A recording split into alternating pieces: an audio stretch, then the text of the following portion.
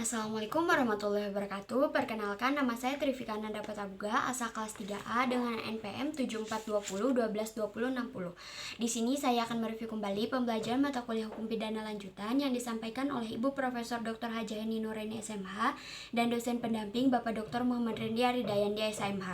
Pada review kali ini, yaitu saya akan menjelaskan mengenai satu bab dalam dua pertemuan, yaitu di mana bab ini yang pertama bab 2 yaitu mengenai penyertaan atau delming itu dibahas menjadi dua pertemuan. Yang pertama yaitu pertemuan ketiga pada hari Senin tanggal 25 September 2023 dan pertemuan keempat pada hari Senin tanggal 2 Oktober 2023.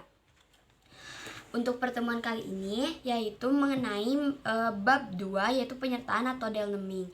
Istilah delming sendiri yaitu disebut juga dengan turut campur dalam suatu peristiwa pidana atau turut serta atau turut berbuat delik.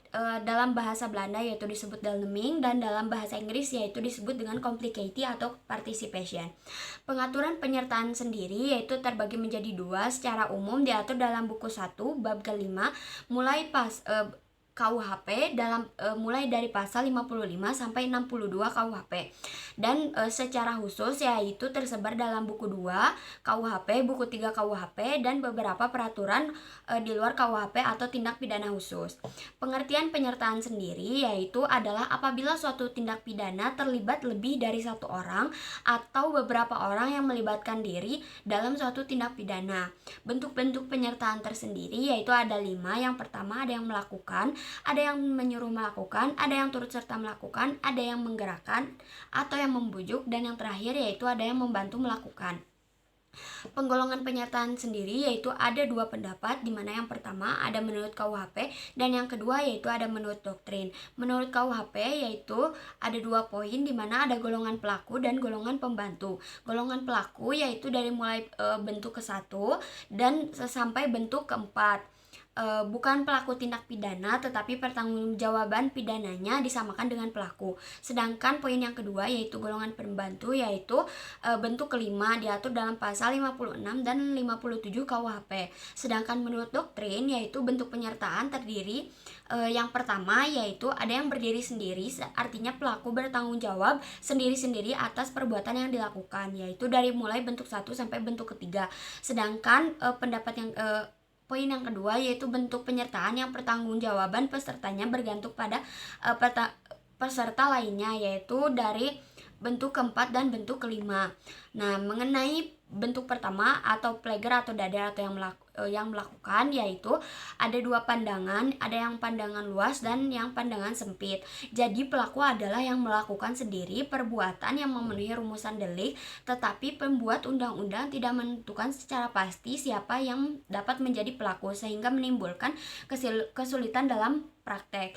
Bentuk yang kedua yaitu yang menyuruh melakukan, yaitu orang yang melakukan tindak pidana menggunakan orang lain sebagai perantara, tetapi perantara itu hanya sebagai alat. Adapun ciri-ciri mengenai yang menyuruh melakukan yaitu adanya dua pihak, ada yang melakukan secara langsung dan ada yang melakukan tidak secara langsung. Dalam Don plager ini atau bentuk kedua ini terdapat unsur yang pertama yaitu alat yang digunakan adalah manusia, lalu yang kedua harus berbuat aktif, lalu yang ketiga yaitu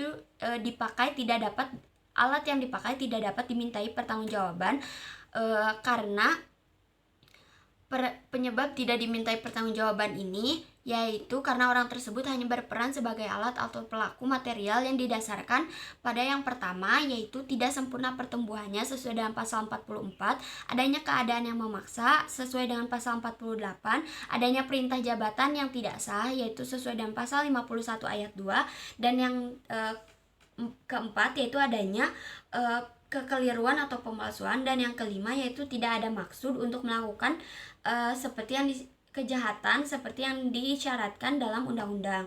Lalu memasuki bentuk yang ketiga yaitu turut serta melakukan, yaitu KUHP sendiri tidak dapat mendefinisikan, tetapi MVT memberikan pengertian bahwa orang yang turut serta melakukan ialah orang yang dengan sengaja turut berbuat atau turut mengerjakan terjadinya sesuatu. Syarat turut serta yaitu ada dua. Yang pertama ada kerjasama secara sadar antara satu sama lain, lalu yang keduanya ada kerjasama secara fisik. Lalu memasuki bentuk yang keempat yaitu penganjur atau aid locking, yaitu orang yang menggerakkan orang lain untuk melakukan suatu tindak pidana menggunakan sarana-sarana yang ditentukan oleh undang-undang. Jadi antara penganjur dan penyuruh melakukan hampir sama, yaitu adanya usaha untuk menggerakkan orang lain sebagai pelaku material atau secara langsung.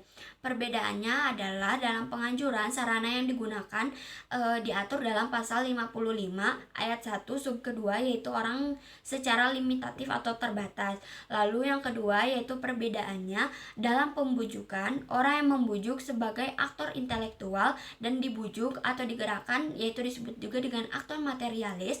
Yang ketiga yaitu pelaku material atau aktor materialis dapat dimintai pertanggungjawaban karena melakukan perbuatan dengan sengaja. Lalu dalam menyuruh melakukan atau dan plegen, yang pertama sarana untuk menggerakkan tidak ditentukan, tidak terbatas atau tidak limitatif. Dalam menyuruh melakukan, orang yang menyuruh disebut manus domina, sedangkan orang yang disuruh adalah manus ministra. Lalu yang ketiga yaitu pembuat material atau manus ministra tidak dapat dimintai pertanggungjawaban secara hukum atau tidak dapat dipidana karena mempunyai kehendak. Syarat-syarat pemidanaan bagi penganjur atau penggerak yaitu yang pertama ada kesengajaan untuk menggerakkan orang lain untuk melakukan perbuatan yang dilarang. Lalu yang kedua yaitu menggerakkan atau menganjurkannya dengan daya upaya atau sarana-sarana dalam pasal 55 ayat 1 sub kedua. Lalu yang ketiga yaitu pembuat material tersebut dapat dimintai pertanggungjawaban secara hukum dan dapat dipidana.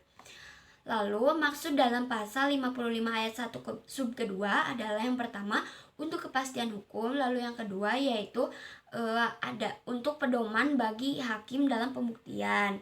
Adapun daya upaya yang berupa paksaan, ancaman, dan penyesatan dapat masuk ke dalam bentuk menyuruh dan juga menggerakkan. Dasar ukurannya apabila dorongan, paksaan, atau ancaman itu sangat kuat, maka itu adalah menyuruh. Tetapi apabila tidak begitu kuat, maka masuk dalam menggerakkan.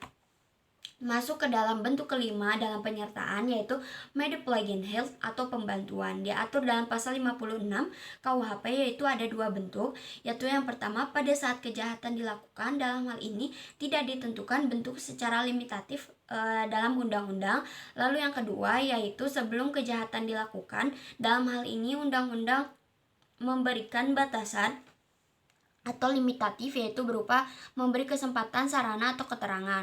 Pertanggungjawaban pembantu ini yaitu dalam KUHP mengatur pidana untuk pembantuan adalah lebih ringan daripada pelaku sesuai dengan pasal 57 ayat 1 dan ayat 2 yaitu maksimum pidana pokok dikurangi sepertiga, dan yang kedua yaitu apabila kejahatan diancam pidana mati atau seumur hidup maka maksimum pidananya adalah 50 tahun. Pertanggungjawaban pembantu yaitu pengecualian, ada pengecualian terhadap prinsip di atas yaitu pasal 33 ayat keempat. Lalu yang kedua yaitu ada pidana tambahan untuk pembantu sama dengan pelaku dalam pasal 57 ayat 3. Dan yang ketiga yaitu dalam pertanggungjawaban pembantu KUHP menganut sistem tidak tergantung dalam pertanggungjawaban pelaku pada pasal 57 ayat keempat. Lalu mengenai penyertaan ini terdapat beberapa tindak pidana seperti contohnya yaitu dalam bentuk yang kedua di mana seperti seorang dosen yang menyuruh mahasiswanya untuk mengambil satu tas dalam suatu ruangan, namun mahasiswa tersebut tidak mengetahui bahwa tas tersebut bukan milik sang dosen. Nah, ternyata itu adalah bentuk pencurian yang tidak disadari oleh yang disuruh oleh dosen tersebut. Sedangkan bentuk yang ketiga yaitu turut serta melakukan apabila ada beberapa orang yang melakukan tindak pidana secara sadar seperti misalnya pengeroyokan secara bersama-sama terhadap suatu subjek hukum dengan secara sadar dan dengan menggunakan fisik. Sedangkan bentuk keempat yaitu menggerakkan, di mana seseorang yang secara sadar bahwa ia melakukan suruhan dari orang yang disuruh untuk melakukan tindak pidana. Contoh dari pembantuan yaitu seperti seorang satpam yang memberikan informasi kepada orang yang tidak dikenal mengenai rumah yang kosong atau yang sedang ditinggal pergi oleh pemiliknya. Lalu